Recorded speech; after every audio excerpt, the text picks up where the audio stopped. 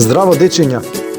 Подготвивме едно кратко видео на темата отпад и како правилно да постапуваме со отпадот со цел да се заштитиме нашата животна средина.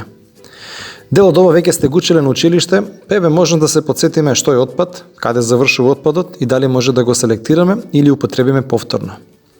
На крајот ќе ви предложиме една задача која ќе може да се направите од дома, а тоа ќе биде да изработите предмет или колаж од отпад. Ќе ви споделиме неколку идеи како да го сторите тоа. Што представува отпад или ѓубре? На некој пример да се сетите? Ова ни е познато? Чишево? Кесава? Што мислите? Каде завршува отпадот? Сте виделе ли отпад расфрлан околу кантите, по тротоарите или во парковите?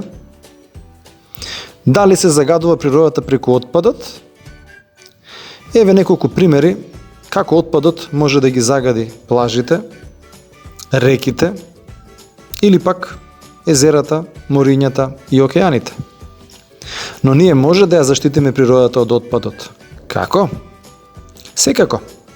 Отпадот треба да се фрли каде што му е местото. Канта за отпад или контејнер. Не на улица, не во паркот. Сте слушнали ли за селекција на отпад?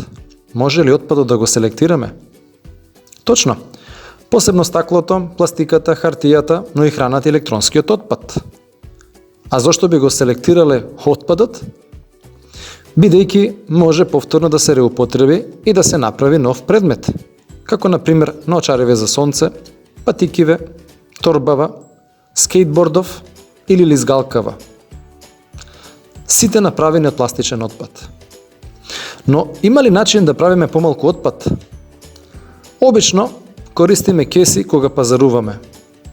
Кесите често завршуваат како отпад и се штетни за природата.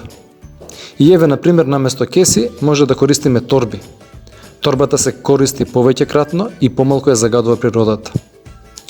За крај, ве поканувам да изработите предмет или колаж од отпад. Еве неколку примери како идеја. Преку оваа задача ќе разбереме дека отпадот може да се употреби откако веќе еднаш ќе се искористи. Затоа треба соодветно да се селектира. Доколку сакате, тоа што ќе го направите, може да го сликнете и испратите на нашата мејл адреса или на следниот телефонски број, а ние ќе ги објавиме на нашата веб страница. Сите да се грижиме, делуваме, менуваме со цел да се заштитиме нашата животна средина.